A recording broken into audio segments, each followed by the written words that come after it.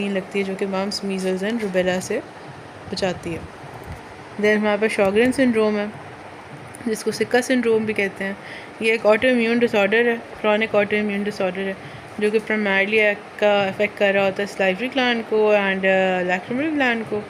अभी primary शॉगरेन syndrome होता है, सेकेंडरी होता है। प्राइमरी शॉगरेन के अंदर आपको ज़ीरोस्टोमिया होएगा, that is dry mouth, and xerophthalmia होएगा, that is dry eyes.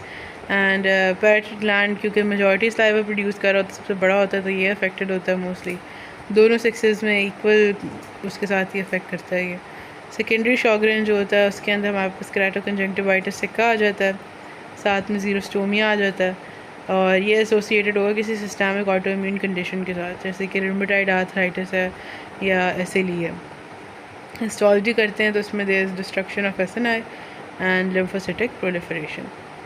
Diagnosis किस बेसिस पे होती है? शिमर टेस्ट है हमारे पास, और डिक्रीज टीयर फॉर्मेशन उसमें हमें नज़र आएगी।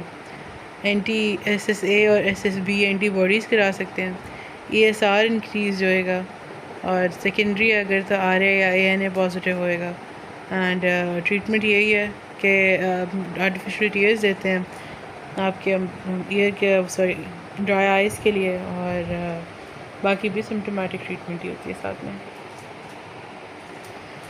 प्लियोमॉर्फिक एडेनोमा आ जाता है, तो this is the most common benign tumour of the salivary gland. ये MCQ में आता है कि कौन सा मोस्ट कॉमन बिनाइन ट्यूमर है, तो ये आपका प्लियोमॉर्फिक एडेनोमा होता है। स्लो ग्रोइंग होता है, ये बिनाइन ट्यूमर होएगा, इनकैप्सुलेटेड होता है, सूडोपोड्स जा रहे होते हैं in the surrounding tissue. Parotid में मोस्ट कॉमनली ये प्रेजेंट होता है। Treatment is surgical removal. Warthin tumour है, तो ये आपके बिनाइन ट्यूमर है जो कि टिपिकली आपके इसी में होते हैं, पैरेटिड ग्लैंड में होते हैं।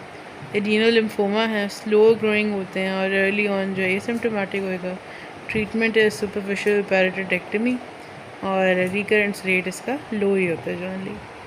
एंड म्यूकोएपिडर्मोइड कार्सिनोमा, तो ये आपका कैंसर आ जाता है इनका, सलाइवरी ग्लैंड्स का ही। म्यूकस प्रोड्यूसिंग सेल्स आएंगे इसके अंदर, और स्क्वामस सेल्स आएंगे जब बायोप्सी करेंगे।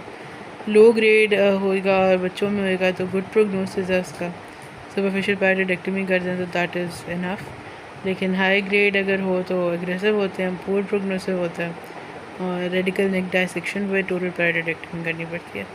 Facial nerve may or may not be involve. Then हमारे पास फ्रेज सिंड्रोम है, तो इसमें यह है कि कोई पैरेटिड की सर्जरी होती है तो उसके बाद नर्व रीजनरेशन जो है फॉल्टी हो जाती है, जिसकी वजह से जब भी वो बंदा खाना खाएगा तो इसके गस्टेटरी फाइबर्स एक्टिवेट होंगे, तो साथ में वो